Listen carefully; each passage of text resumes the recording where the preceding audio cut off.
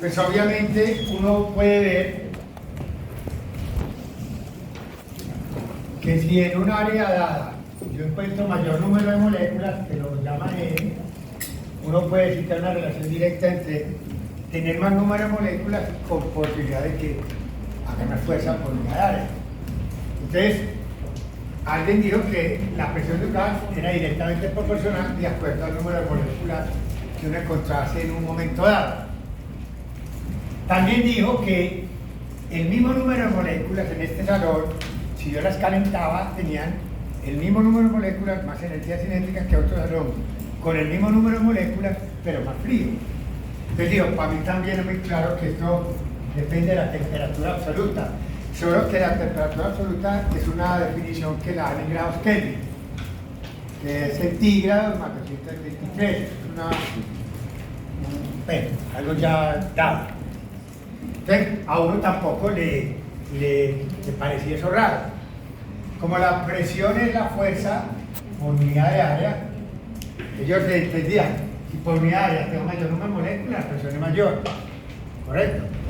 Si la temperatura es mayor, pues yo también esperaría que esté más caliente, se muevan más por energía cinética y hagan mayor presión, así te da el mismo número de moléculas. Y acá este dijo otra cuestión, pero depende del volumen, porque yo 5 moléculas, no es lo mismo que las coloco en volumen pequeño, pues te pueden golpear una área más pequeña, las mismas moléculas, a poner un volumen que es un espacio bien grande. Entonces digo que eso es inversamente proporcional a esto. ¿Correcto? Miren que no suena lógico. A esto lo multiplicamos por una constante de gases ideales que es 0,082 litros de atmósfera por grado Kelvin, nadie le interesa eso. ¿Correcto? Y estamos con la ecuación clásica de gases ideales. Es una ecuación de presión igual a nRT sobre B. Bueno, eso que es lo universal, nosotros vamos a necesitar algunas cositas de eso, porque en pulmonar, cuando nosotros empecemos mecánica, vamos a ver la aplicación de alguna de ellas, ¿correcto?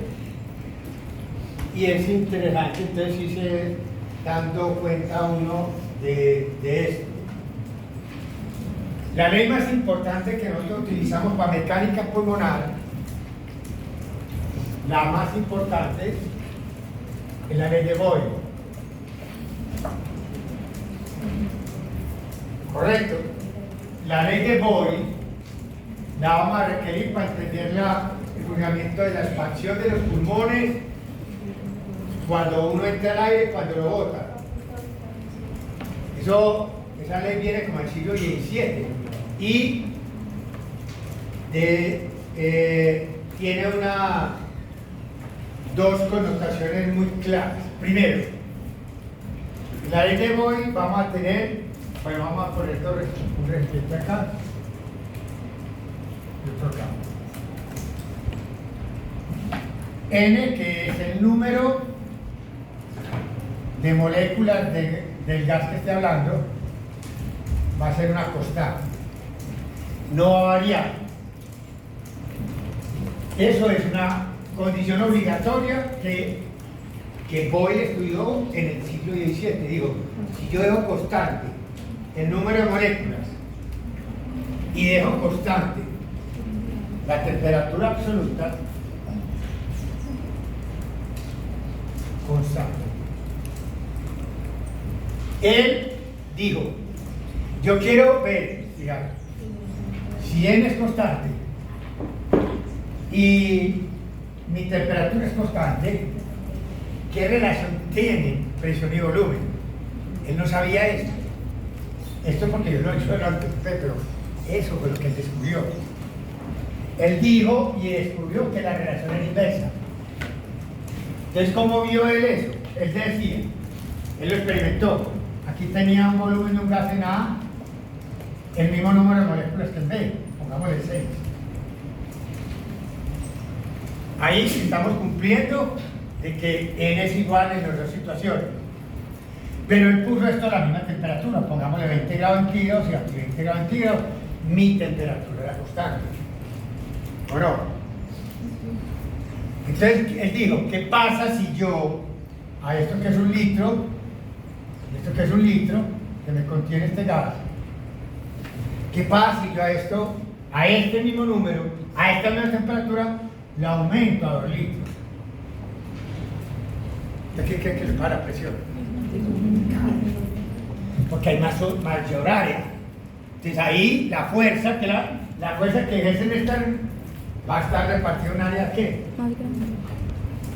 Entonces a él le quedó muy claro que si él aplicaba acá en siendo en A, presión en A, N en A, por temperatura en A, R que es una constante, y B en A, volumen en A.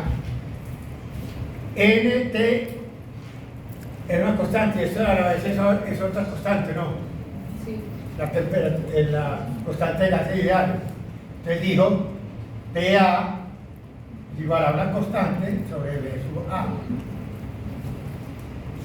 Por lo tanto, PA por B sub A es una constante. ¿Sí o no? Entonces digo, voy a hacer disciplinado, voy a hacer en B. La presión en B, gas de B es igual a N en B por temperatura en B por la constante de gases ideales, que no importa si es A y B es constante, sobre el volumen que tenga B. Pero estas tres vuelven a ser otra vez ¿qué? Una constante. Entonces digo, la presión en B por volumen en B es igual a una constante. Constante es igual a constante. Bueno, entonces yo puedo decir que BA es una constante, es igual a PB por volumen B, eso es otra constante.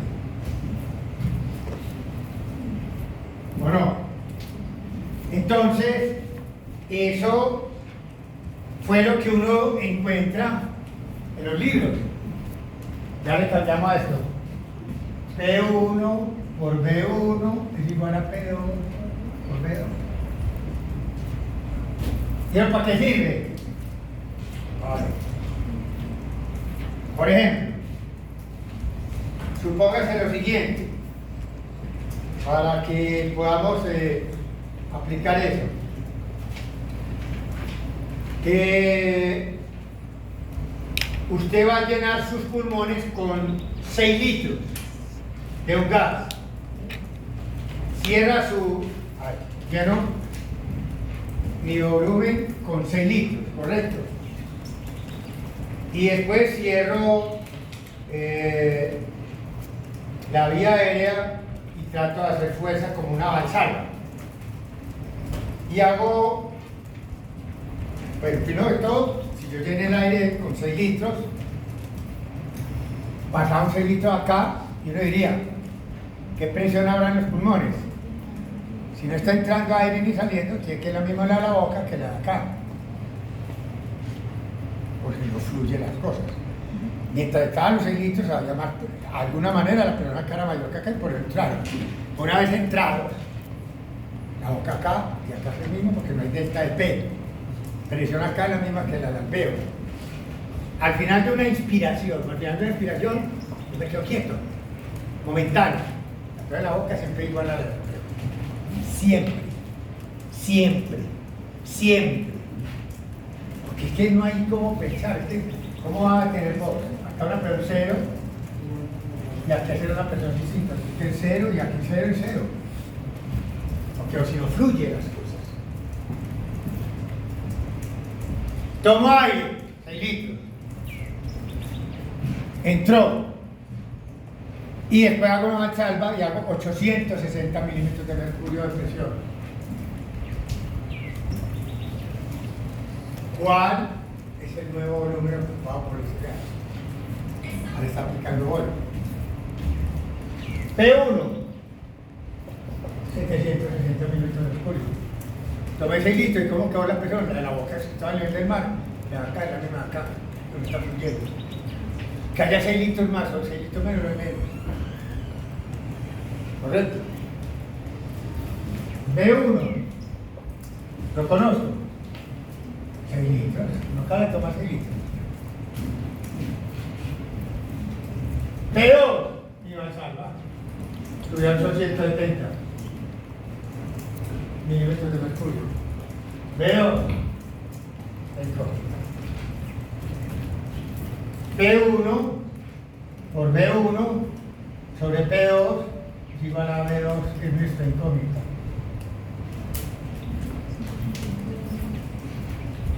Entonces, vamos a resolver eso. P1, B1, 6, 760 por 6, dividido 780.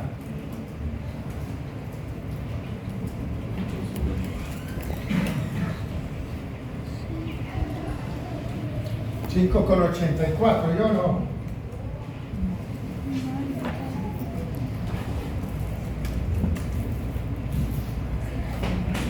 ¿Es lógico eso o no? ¿Es lógico? A ver de memoria. ¿Qué hice yo? No meter la presión nomás. Usted se apuró con el volumen. O 3. Es que no es 780, sino 820. ¿Entonces qué? Ah, bueno, listo, padre de 860. ¿Y eso? Ah, bueno, menos, ¿estamos en cuánto quedó?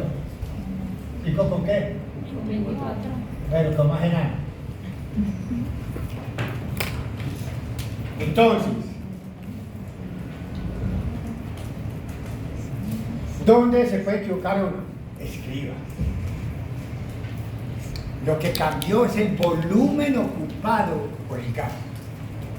Pero las N moléculas de gases son las mismas desde que empezó hasta que terminó. Siguen siendo las 6 mismas idiotas moléculas ahí. Solo que en una están menos apretadas y en otra están más apretadas.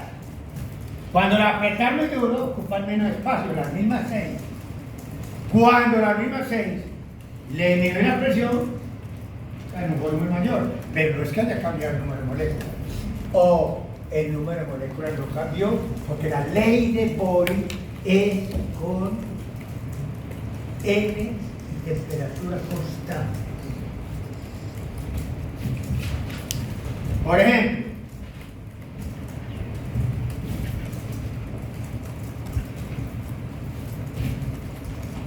paso pleural, menos 4 milímetros de mercurio. ¿Qué es lo que primero hace uno para respirar? Expande esto. N de líquido en un espacio ¿qué? Que la barra al revés. ¿Qué relación tiene? Si yo expando el volumen, ¿qué le pasa a la presión?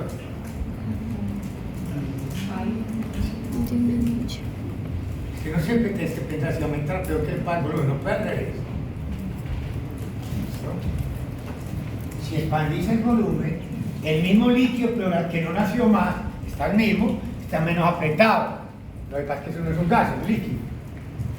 ¿Qué le pasa a la presión interpleural? Ay, menos 8. Cuando yo voy a inspirar, la presión cae a menos 8. Eso lo vemos después. Pero miren ahí la explicación de la ley de Boyle. Cuando yo voy a expirar, punto de aire pasa a menos 8, menos 4. La presión interpleural aumentó, así sigue siendo negativa. Menos 8 es un valor menor que menos 4. Menos 4 es mayor que menos 8. Yéndolo por el lado positivo. Si lo ve por el lado más negativo, lo que es más negativo es más alejado de 0. O sea que es menor. Ah, no entiendo. Ah, no. Entonces es más frío estar a menos 4 grados centígrados que a menos 40. A Newton. Es menos frío estar a menos 40. ¿Y quién está más tirado? Positivo. Listo. ¿Correcto es eso o no? Bueno, segunda ley de los gases. Bueno, es que no hemos hablado nada, pero no importa. Claro,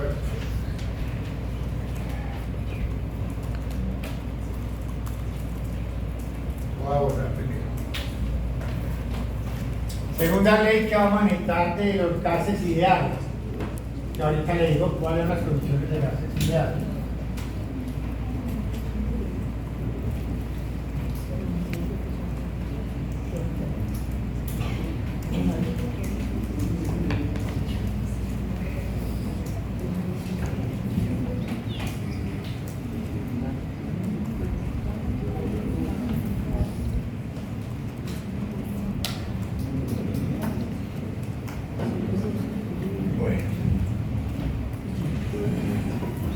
Copia ahí, ley de Charles.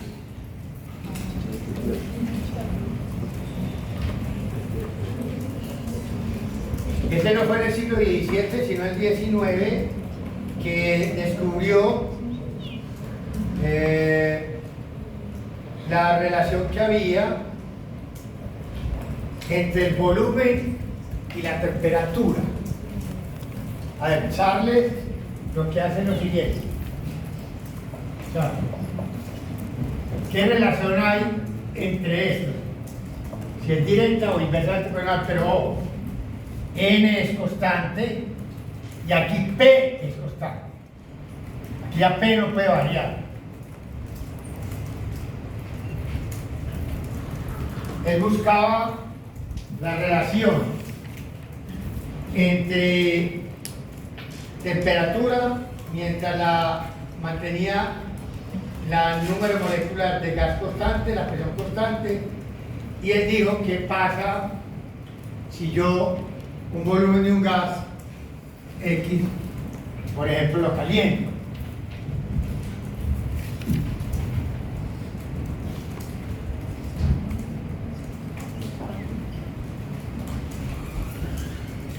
Entonces, yo tengo acá las mismas 6 moléculas. Las mismas 6 moléculas. Y la temperatura, aquí es 20, pongámosla aquí a 40 grados centígrados.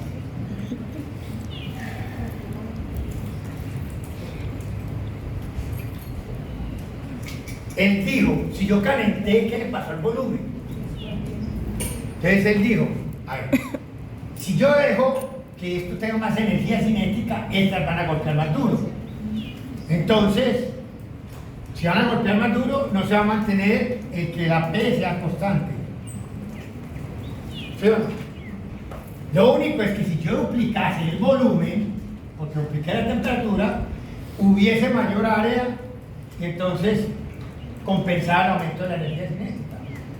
Eran con más presión, pero al poner el doble de área queda con la misma presión de antes.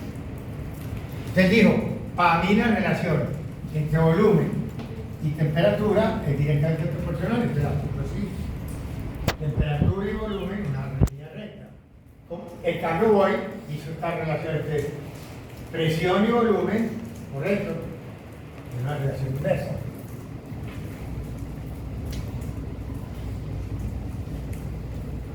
Pero miren que las relaciones, por ejemplo la de Boy, a mayor presión, menor volumen, pero pensar también al revés, a menor presión, mayor volumen. A mayor volumen, a menor volumen, ¿qué es para la presión? Aumenta. A menor volumen, cae la presión. No debe pensar para los otros lados, que directamente proporcional es, si aumenta uno, aumenta el otro. Si disminuye el uno, disminuye el otro, no siempre es para aumentar. Es que uno siempre tiene la creencia, ¿no? Una relación directa es, el uno aumenta, el otro aumenta, el uno disminuye, el otro disminuye. Inversa es al revés, pero cualquiera de los dos. Si aumenta el uno, disminuye el otro, y si aumenta el otro, disminuye el uno. Eso está loco. Por eso se grafica al revés. Para que el uno pueda aumentar, el otro disminuya. En cambio, los otros van creciendo al mismo tiempo. Esto es una relación directa, es una relación inversa. Y eso fue lo que encontró Charles con la ley de la temperatura variando directamente proporcional a la ¿qué? Al volumen.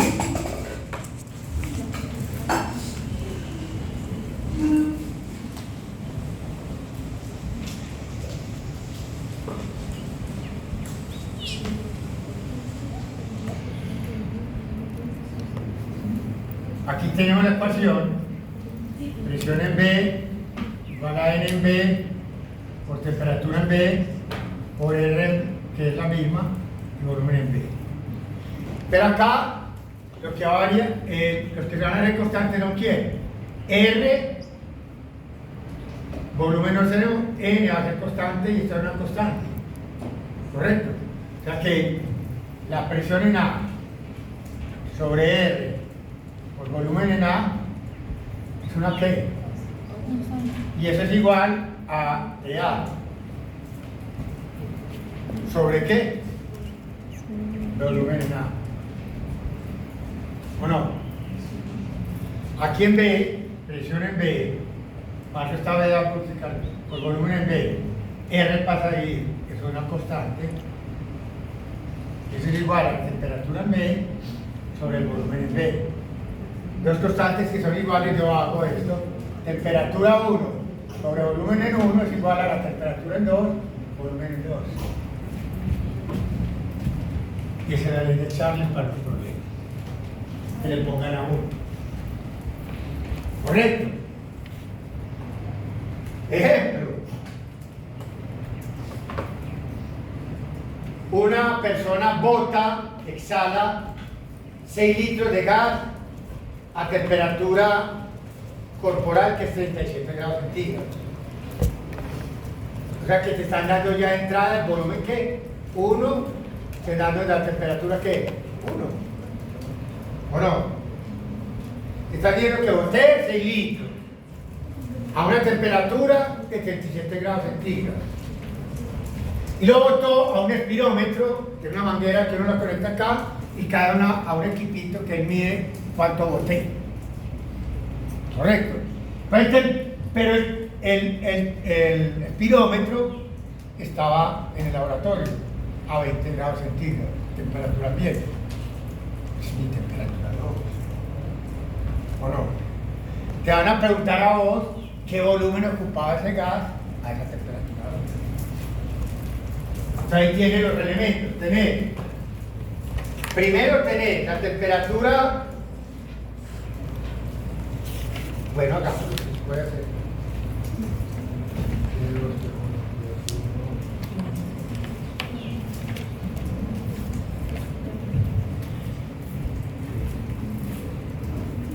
Acá, B2 por T1 sobre B1 es igual.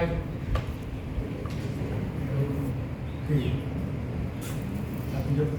Tenemos que dar el volumen 2, ¿no? Entonces, esto está preguntando. Volumen 2 es igual a B1 por T2 sobre T1. ¿O no? ¿Sí o no? Trato de reemplazar ahí. ¿Cuánto es el volumen 1? 6 litros. La temperatura 2 es 20 centígrados, pero acuérdense que, hermano, tengo que pasarlo a Kelvin. Entonces, sumar 20 más 273. 20 más 273, 293 Kelvin. 6 por 293 Kelvin. Y la temperatura 1, que era 37 grados, 37, pero no está 37, sino 37 más 273, 310. Esto me da 6 por 293 igual dividido 310. Me da 5,67 litros. ¿Correcto? Simplemente el mismo número de moléculas, por ponerla en un punto más frío, ocupa un espacio que menor, pero son las mismas 6 moléculas. N es constante, la P es constante, lo que varió fue el volumen ocupado por quién. Por eso, porque enfríe, si hubiera calentado, hubiera ocupado ¿qué? Un espacio mayor. ¿Correcto?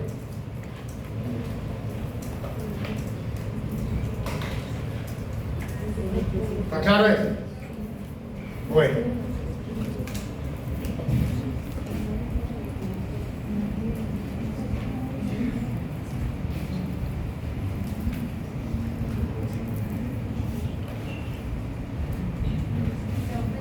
Sí.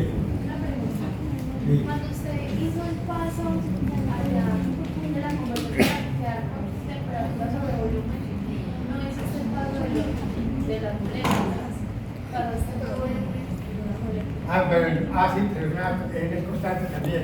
Más en ahí, pues, 22, porque es PA por BA y esto es NA acá. Pasa ahí. Y no, y el volumen no sería arriba, ¿o sí? Y NB, ¿cómo? Y el volumen sí sería arriba, ¿o no? En este caso ahí, BA pasa acá. porque si no es constante, el volumen no es constante. Ah, sí, sí, cuando yo quise ahí, yo hice los P de más. A ver, yo veo, BA, B igual a NRT sobre B. Va a despejar BA. Yo paso esto para acá, mira, paso esto para acá, correcto, y entonces PA de que queda fuera de acá porque es que varía. PA por este R para acá es constante, este NA para constante y queda sobre BA.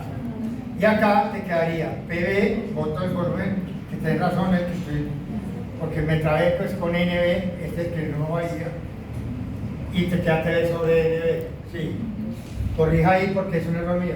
Yo pasé del que varía el volumen. Totalmente estúpido. Pero tenés razón, es una estupidez. Pero ya lo corrigió, o sea, yo cuéntame lo mismo. Sí, así queda correcto. No, pero es que mira acá, me está diciendo que la temperatura es la que varía y varía el volumen. Y si este pasa acá, este pasa acá y eso queda constante. Lo único que quedan es A y BA. Son los que varían, eso es lo que ella me está diciendo. Y yo no pasé mal. Sí, tienen toda la razón. Está bien, está bien. Corrijan eso que es un error mío, es un error pero el despeje muy grave. Listo, entonces. Vamos para la tercera ley de gases ideales. También en el siglo XIX hay alguien que quería ver otra cuestión.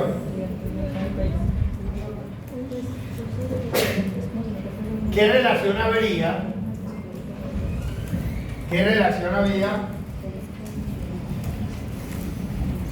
entre presión intervalo? ¿Qué relación había con la temperatura?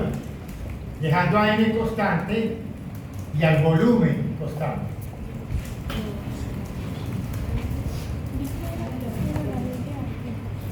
Ahora el señor ya no era la relación volumen contra temperatura, sino presión con temperatura, pero dejando las otras dos constantes.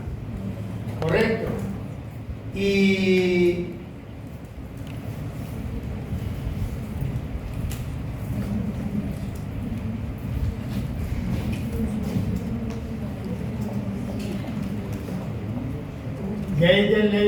Gay-Lussac es la que se conoce como la ley de la relación de presión con la temperatura. Y él dijo lo siguiente, este era más fácil, porque mire, él se hizo otra vez un compartimento A con 6 moléculas que nunca ha variado, otra vez 6 moléculas en el lado B que tampoco ha variado en todo el tiempo. Pero me dicen, ahora sí no me puede mover este volumen, siempre te queda quieto. O sea, esto no puede ni crecer ni volver pequeño. Y no me puede variar de las 6 moléculas. Pues obviamente si uno está a 20 y calentaba a 40, ¿qué crees que le va a la presión? Eso era muy fácil. Porque no lo dejaba ni crecer ni de chiquitar para dar disculpa, y lo que ante el mismo recipiente, el mismo número de moléculas calentar una pava, hace más presión. La enfriar, menos presión. Entonces, otra vez la gráfica es una relación ¿qué? Directa. Entonces, la relación de Gay-Lussac entre presión y temperatura es una relación de línea recta. ¿Correcto?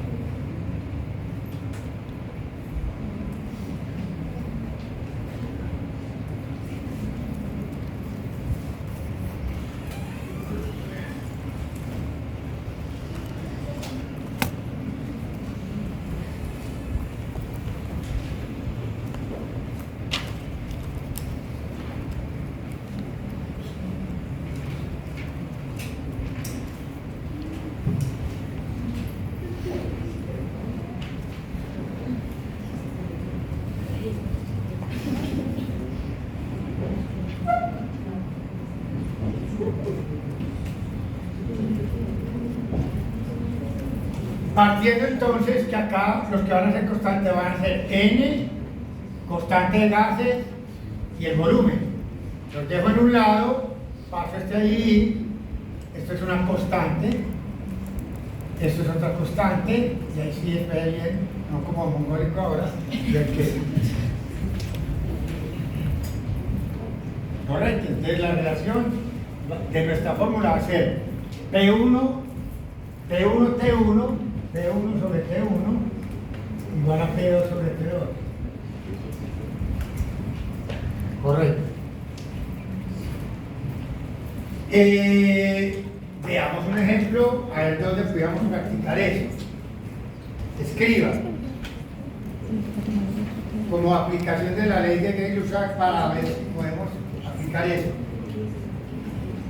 La presión parcial de oxígeno en una muestra de gas en un contenedor de vidrio, le sacaron este sangre, le dieron la presión de oxígeno ahí, es de 100 milímetros de mercurio. O sea que le están dando verdaderamente P1. ¿Sí o no? La muestra la lleva la mujer del laboratorio, la sacó, la presión era de oxígeno, y la mete, como hacen los gases arteriales, en hielo, para llevarla a examen pues, ya de laboratorio. La muestra está enfriada desde la temperatura del cuerpo. Por ejemplo, la cana muestra no estaba a 37, le está dando, usted sabe si le va a usted, ya le dio un P1 que le dijo que era 100. T1 es la temperatura de 1, que ahí me la cargo. Pero me la van a llevar a una muestra que en una cubeta con hielo a 2 grados centígrados. ¿Me están dando qué? ¿Qué 2? Ustedes me están diciendo que le pasó la presión por haberla llevado a una muestra que estaba a 37 grados centígrados, haberla llevado a ¿qué? A 2 grados centígrados. Entonces uno despeja simplemente ahí. P1 ¿cuál era? 100 por T2, 20 grados centígrados, pero acuérdense que es 20 más 273.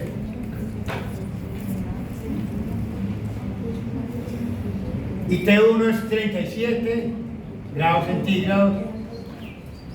¿Era 2 grados? 273. 273 más 2, 75. Y la T1 era 37, más 273 da 310. ¿Cuánto les da eso?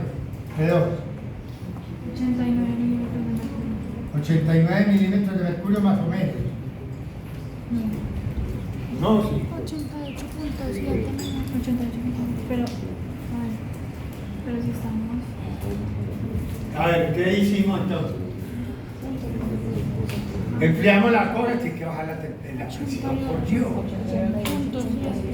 O sea, yo sí le doy la respuesta, pero sí es lógico que a menor temperatura, correcto, la presión cae. Se mueve menos. Por una relación directa. Si aumenta uno, aumenta el otro. Si disminuye el uno, disminuye el otro. No sé si a 89, pero si es correcto, pues si es parejo con todo. ¿Correcto? Entonces, si uno se contentara con eso, los de laboratorio le estarían diciendo que usted tiene 89 milímetros de mercurio de presión parcial de oxígeno.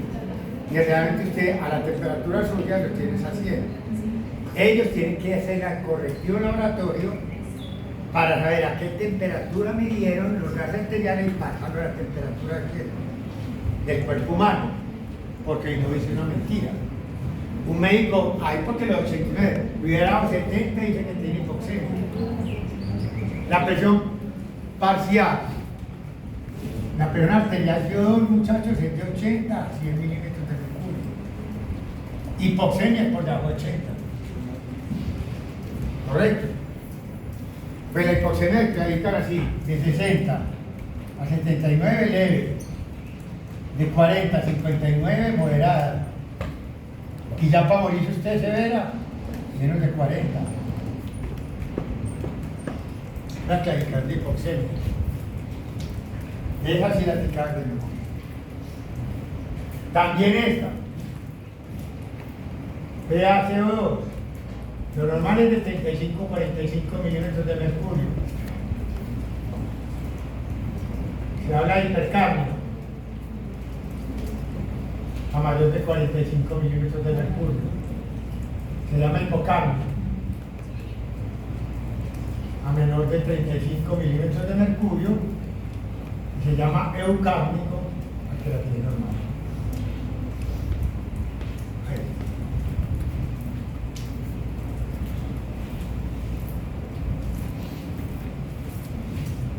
Y de una vez, pH arterial es un rango de valor de 7.75 a 7.45. Se llama acidemia o acidosis a menos de 7.35. Se llama alcalemia o alcalosis a la que es mayor de 7.45. Esas tres cosas de memoria, eso no puede basar en un médico.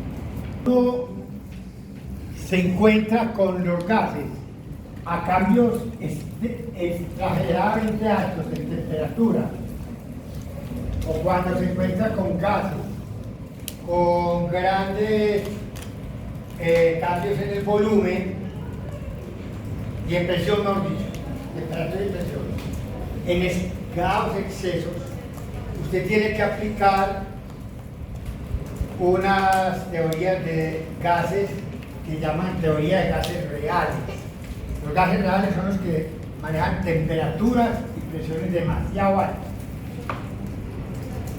Existía la duda de si en el ser humano se podía o no aplicar teoría de gases reales, o si por el contrario se hacían los locos, no aplicaban las leyes de los gases reales, sino que aplicaban otras leyes de los gases no reales. Y lo que no es real es irreal. Y lo que es irreal es ideal. Porque en la realidad lo que es ideal siempre es frustración. Nadie es feliz. Eso es mentira, pero es más o menos para que me entiendan. Los gases ideales no existen. Son modelos de aplicación. Verdaderamente el ser humano se puede manejar con teorías de gases ideales. No hay necesidad de llamar a la física complicada para dar una teoría de gases reales. Y como es un ideal, aparecen a veces utópicas o como cosas como de Julio Verne increíbles, pero hay que aceptarlas en las leyes de gases ideales. La primera es que la teoría de gas cinética molecular de los gases ideales dice que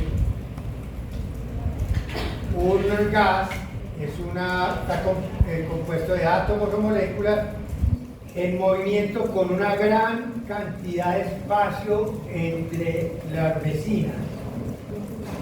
Se considera que son demasiado separadas unas moléculas por las otras.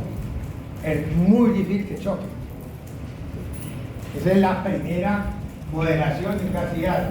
El ser humano tiene, a pesar de eso, las moléculas demasiado separadas, más que va a actuar con temperaturas y presiones altas. Segundo, en la teoría de gases ideales, como hay tanto espacio entre las moléculas, una acá y una bien lejana, el Río Negro, ellos dicen que los gases se mueven en línea recta a unas velocidades abismales. 100 millas por hora. ¿A temperatura qué? 10. Por N pues 20, 25 grados centígrados. ¿Correcto? Hasta que ellas pueden chocar contra otra vecina de pronto de chepa contra las paredes recipientes. Si chocan, en la teoría cinética de los gases ideales, los choques no generan calor. O sea que si no generan calor no pierden energía. Es un choque perfecto, pues, teórico. Queda yo con la misma energía. Cambio de dirección y no perdí energía. Modelo. Choques totalmente casi que gratuitos en cuanto que yo no pierdo energía.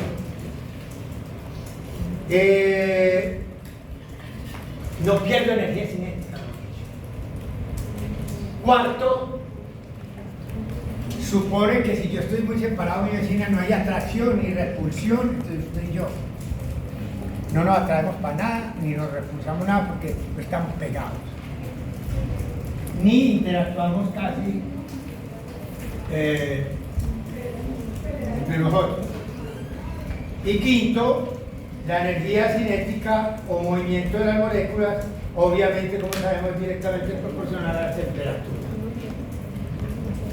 Esa moderación es la que se sigue para pulmonar en cuanto a los gases ideales. ¿Correcto? Suena muy descomedido en algunas cosas, pero se las menciona. ¿Correcto? Cuando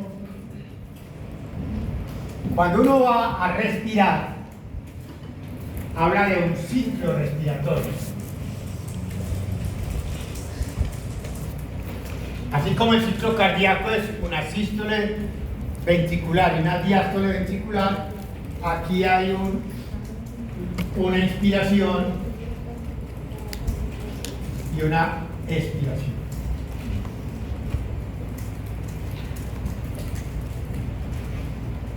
Inspiro, una pequeña pausa, expiro, una pequeña pausa, expiro y repito. Hay un ciclo inspiratorio y un ciclo expiratorio. Y una respiración es eso. Respirar es inspirar y expirar.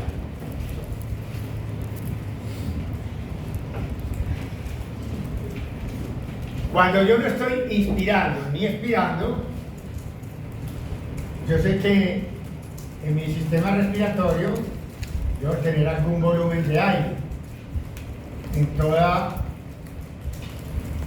mi caja torácica, es decir, todo lo que es la vía aérea.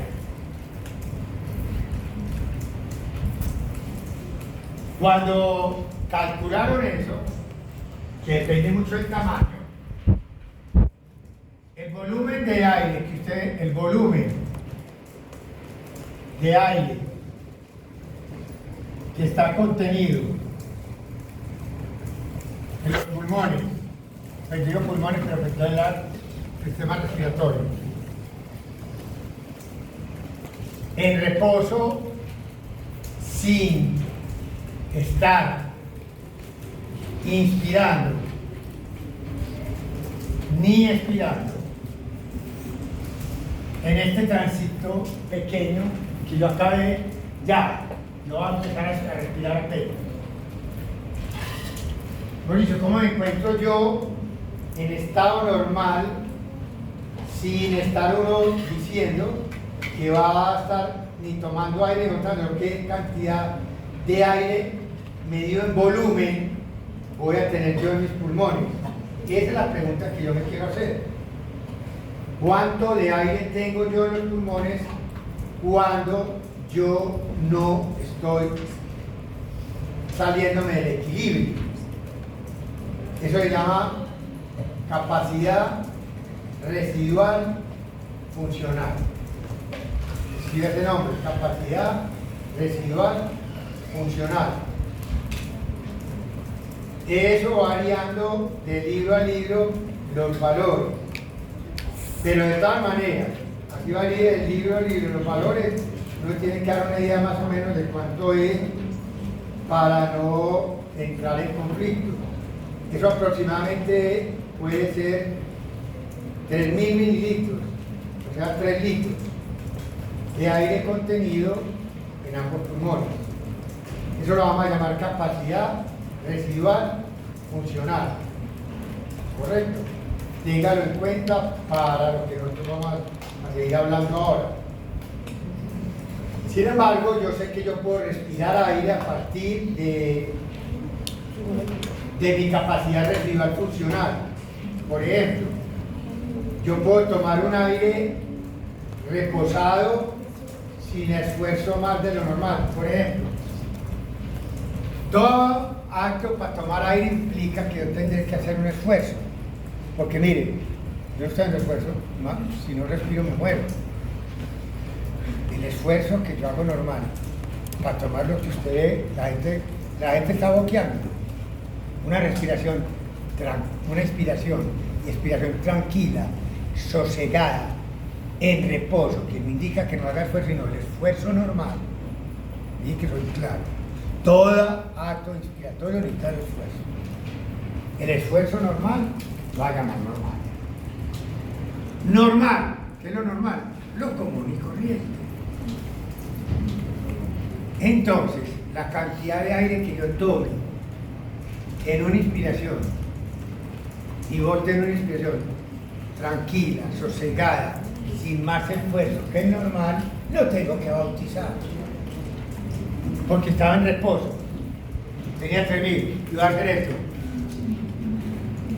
¿Qué dice ahí? Inspiré y expiré tranquilamente, sosegadamente, con el esfuerzo normal. Eso se llama volumen corriente. Volumen tidal.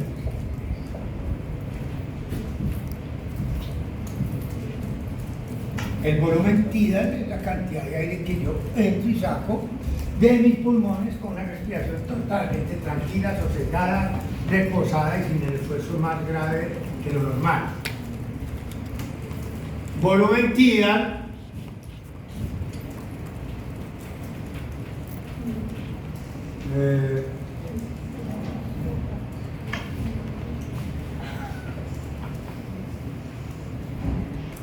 aproximadamente de 7 mililitros por kilo. Una persona de 70 kilogramos, 7 por 7, 49, 490 mililitros. Aproximemos a 500 mililitros como todos los libros hacen en forma mongólica. ¿Por qué? Porque es que no todos tienen los mismos kilos. Bueno. El volumen corriente es ese. O sea que aquí tenemos que poner un dibujo que tenemos. Mi capacidad residual funcional, 3 litros. Y aquí tenemos una flechita. Y otra flechita. Inspiro, expiro. Mi volumen tira. Inspiro y voy. Porque si inspiras y expiras distinto, estás inflando o te vas vaciando. Vos tienes que tomar el mismo aire que botar. O no vas teniendo un balance neto positivo. Si tomas más de lo que botas, te inflas y pues, te pones como un globo. O sea que lo haces pero leve. Y si te botas más aire, pues son un zumo y una pasa y no puedes morir. ¿Correcto? Bueno. Pero mire una cuestión. Yo puedo hacer esto. No inspiro normal. Lo normal. Y hago un esfuerzo mayor. Una inspiración máxima. A partir de mi tía. Tomé mi tía con el esfuerzo normal e hice un esfuerzo ¿qué? Mayor.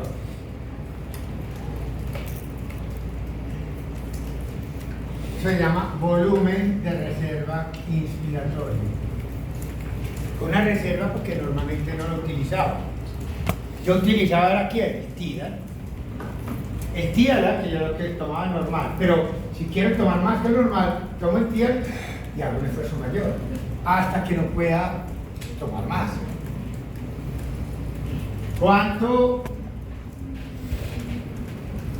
Es el volumen TIA, 2,5 litros, 2.500 mililitros. O sea que si yo tengo acá 3 litros, más 500, 3.500, más 2,5, esto da un total de ¿cuántos? 6 litros más o menos. Esto es capacidad respiratoria funcional y el volumen de reserva respiratoria.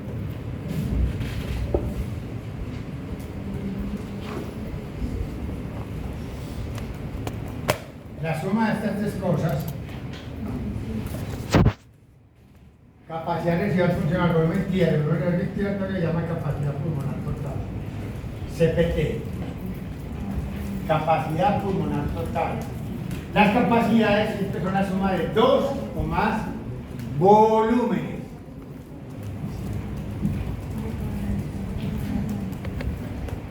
O sea que estoy diciendo que CPT es la suma de esto. No es complicado. Es de memoria. Da mucha brecha porque tienes que aprender. Ese es el ABC. Ese es el ABC de lo que hablamos. O sea, todo el mundo le da rabia al principio, usted tiene que aprender. Tiene que aprender. Todo el mundo le da algunos títulos que son un lenguaje nuevo. Como decía uno, precarga, postcarga. ¿A ti te dieron el módulo? No importa, no, porque acá podemos descomponer, porque mire, yo puedo hacer. Suponga que yo tomé mi tía normal y lo boté. Expiré 500 y boté 500. Correcto, mire. Pero puedo botar más si quiere. Pujo porque va a poner, boto más. ¿Qué es eso que boté de más? Algo que no usa en la Volumen expiratorio, volumen fuerza. de reserva expiratorio, así como hay un volumen de reserva para inspirar, cuando yo no hice mi máximo esfuerzo y después me dio ganas de hacerlo, aquí también puedo decir, respiré boté el aire normal, pero puedo hacer un esfuerzo mayor. Ese volumen de reserva expiratoria es el que yo hago después de un TIDAS normal y quiero sacar el resto de lo que sea hasta que me reviente a hacer fuerza. Y por más que te revientes haciendo fuerza, siempre va a quedar algo adentro de usted porque usted no es una pasa, que llama volumen residual. Ahora, si tiene cara de pasa, pues ahí. Ahí sí, yo sé que se infla todo. Pues nunca bota todo el volumen. El volumen residual equivale más o menos a 1500, 1200, 1500, perdón, y vamos a usar acá 1500. Y como este otro, este es 1000, que es la suma de estos dos, ¿cuánto vale el volumen de reserva? 1500. Porque 1500 y 1500 da 3000. Y 3000 es RF. Y RF es la suma del volumen de reserva respiratoria más volumen que residual. Y ahí tenemos ya todos los volúmenes, en forma de volumen. El volumen que yo nunca soy capaz de sacar es el volumen residual, 1500. Después sigue el volumen de reserva que yo pude haber expirado con mi máximo esfuerzo expiratorio a partir del final del día. Volumen de reserva expiratorio. Está el TIA, que es el que yo entro y saco con un esfuerzo normal, 500. Puedo hacer un esfuerzo más de lo normal y tomar un poco más de aire. Todo el que más pueda haciendo más un esfuerzo, mi volumen de reserva inspiratoria, pero partiendo de que ya hice el esfuerzo normal. Y toda la sumatoria de esos volúmenes me da lo que llamamos mi capacidad del pulmón total. Acá, de todas maneras, también hay dos divisiones que nos quedan faltando.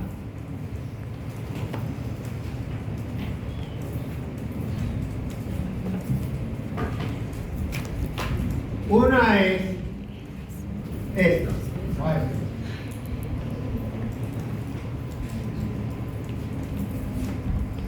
Cojo el TIDAS, que es lo que tomo normal, y le sumo la reserva que eso se llama capacidad inspiratoria. correcto. Y hay otra que es, partiendo del volumen de reserva expiratoria, o sea, el volumen residual, ¿cuánto es lo máximo que yo puedo tomar de aire? Quitémosle esta que se le pide acá, capacidad inspiratoria. Esto se llama capacidad vital inspiratoria. Y acá, de CPT a volumen residual también queda, acá, capacidad vital, pero expiratoria. Y esos son los volúmenes y capacidades pulmonares que uno encuentra en los libros. Hay dos conceptos nuevos, capacidad inspiratoria y lo que es capacidad vital inspiratoria y expiratoria. La capacidad inspiratoria es lo que yo puedo inspirar, o sea, que respira más la reserva. Que mi capacidad vital inspiratoria, partiendo del volumen residual, cuánto es lo máximo que yo puedo tomar.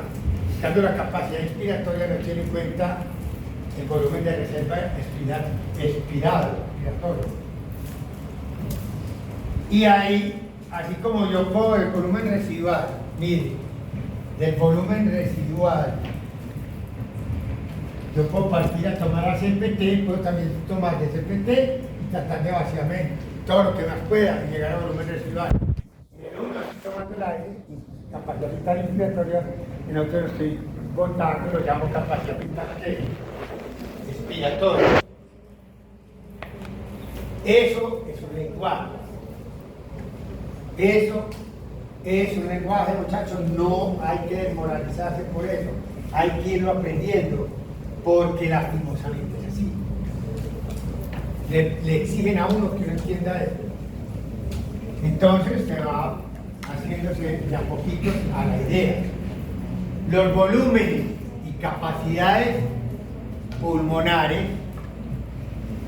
varían con el tamaño de la persona, con la edad de la persona también y con el sexo. Entonces hay programas que tienen software especial para hacerle correcciones. Usted es un hombre de tanta edad, tanto, es hombre o mujer, tiene tanta estatura, por el tamaño de los pulmones más grandes, si es más pequeño, tiene los pulmones más pequeños.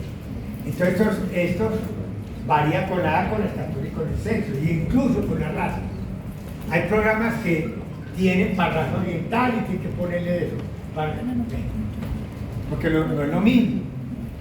Bueno, ¿cómo mido yo los volúmenes y capacidades? Hay un aparato que se llama espirómetro. El espirómetro viene de espirar, botar el aire. O no solo boto el aire, lo puedo tomar. Entonces mira, eso lo ponen a uno, nosotros lo vamos a ver después en el cuarto, nosotros hacemos una práctica de espirometría.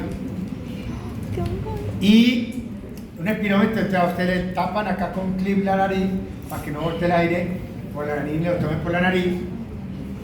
Le ponen una boquilla a un software allá que uno lo programa, usted de sexo tal, edad y tanta estatura.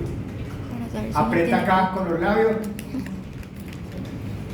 sellado para que no bote por los lados, y le dice al paciente que bote el aire, correcto, y tome aire y lo bote. La manguerita acá tiene un diafragma, y ese diafragma nos sirve para ver la resistencia y va marcando flujos. Bueno, él le puede medir los volúmenes, pero mire lo que pasa acá. Él mide únicamente lo que entra y lo que sale.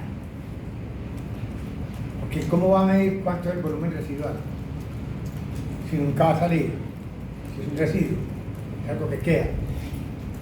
Pero tampoco, como me dijo una vez un estudiante, es que el volumen residual es que yo nací con él y no muero con él. No es que se quedó un aire 90 años ahí es residuo. Residual es lo que ahora quedó residuo, después lo botó y hay otro nuevo residual, pero eso no es bien. Porque usted no está con volumen residual toda la vida con eso. Eso es ser inocente. ¿Yo? De todo esto, le dicen a uno, ¿qué no mide un espirómetro? Entonces le dicen, todo lo que tenga volumen residual no me lo puede medir. Porque todo lo que tenga volumen residual lo sabe Claro. ni entró. ¿Quiénes de ahí tienen volumen residual? El volumen residual es uno. ¿CRF los puede medir? No, porque CRF es la suma de volumen residual, porque el volumen de reserva respiratoria sí lo puedo medir, pero el volumen residual no. O sea que la suma de estos dos, que es mi capacidad residual funcional, no la puedo medir. Puedo medir uno de la capacidad residual funcional, el volumen de reserva. Pero el volumen residual no lo puedo medir, entonces CRF no lo puedo medir. Y aquí no puedo medir tampoco a CPT, porque CPT tiene que el volumen residual. Así lo otro lo puede medir, porque usted puede medir la reserva respiratoria, usted puede medir el TIAR porque el TIAR entra, y la reserva respiratoria también entra, la reserva respiratoria sale. Pero lo que nunca podrá medir un espidómetro es lo que quedó adentro. Y como hay tres de esos, todos que le digo, que tienen incluyendo el volumen residual, se tiene que decir que ni el volumen residual, ni CRF, ni CPT pueden medirse por un espidómetro. ¿Qué vamos a tener que hacer nosotros para poder medir esos tres volúmenes y capacidades que fracasa el espidómetro clásico? Vamos a tener que meter a usted en una cabina como telefónica, que después le muestro que es un pletismógrafo, que trabaja con la ley de Bohr. Se lo meten por acá, lo sientan, le ponen una boquilla acá, toma aire acá, por ley de Bohr le calcula esos tres volúmenes. Se llama pletismografía corporal. Si hay tiempo, le explico cómo funciona eso, casi nunca más tiempo. Pletismografía corporal. El pletismógrafo es espectacular, no falla. Porque hay otras dos técnicas para medir esos volúmenes que no midió y capacidades que no midió el espidómetro,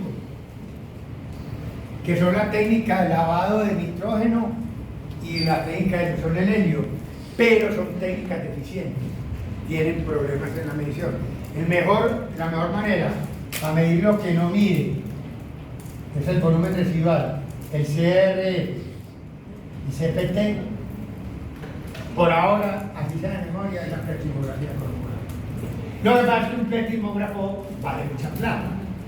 Pletismógrafo de la cardiovascular y tiene otras partes, pero pletismógrafo es costosísimo porque es que mide muchas cosas además de estos volúmenes, mide resistencia a las vías aéreas, tiene cosas muy buenas, pero su adquisición no es fácil.